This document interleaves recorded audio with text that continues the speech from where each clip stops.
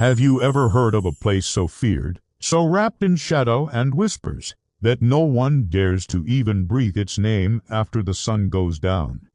A house where the very air is thick with stories of those who entered, but never left. Tonight, we're going to talk about one such place. In a small, forgotten village, nestled deep within the countryside, stands an old, dilapidated house. Ho, ho, ho!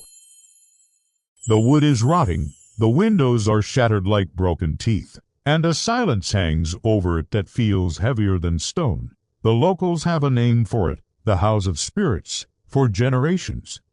Travelers and villagers alike have shared chilling tales. They say that if you pass by after the clock strikes midnight, you'll witness things that defy all logic. Ho, ho, ho! Strange, flickering lights dance in the empty windows, disembodied whispers ride the wind, and sometimes, just for a moment, a fleeting shadow is seen moving from room to room. Most people hurry past, their eyes fixed on the road, refusing to look. But legends, as you know, are meant to be challenged. Ho, ho, ho! And one moonless night, a young man from the village, known for his bravery or perhaps his foolishness, decided he would be the one to uncover the truth. He scoffed at the stories, calling them old wives' tales meant to scare children. Spirits, he'd say with a laugh. I'll believe it when I see it. Ho, ho, ho! Armed with nothing more than a single, flickering oil lantern and a heart full of bravado, he pushed open the groaning, broken front door and stepped across the threshold. The moment he was inside, a profound silence fell, so deep it felt like the world outside had simply vanished. Ho, ho, ho!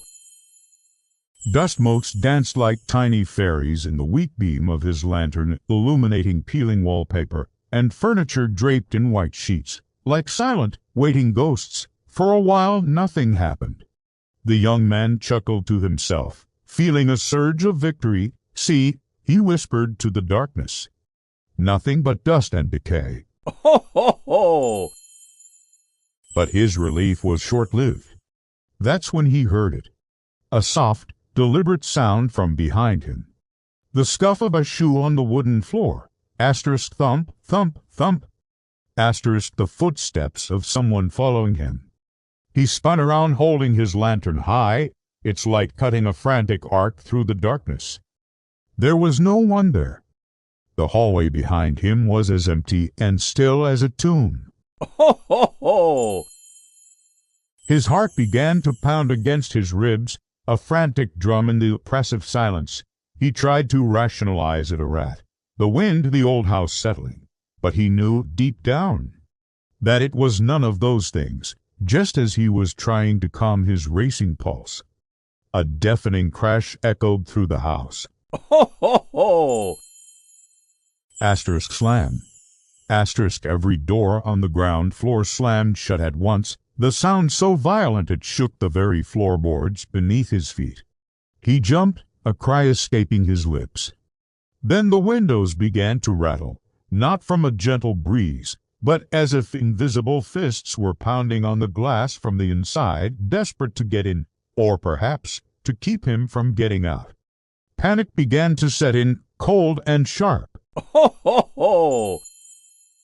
He was no longer a brave challenger. He was a trapped animal. That's when he saw her. At the far end of the long, dark hallway, a figure began to materialize from the shadows. It was the silhouette of a woman, draped in what looked like a long, flowing white dress. She stood perfectly still, a stark, pale form against the suffocating blackness. Ho, ho, ho! He raised his lantern, his hand trembling so hard the light danced wildly.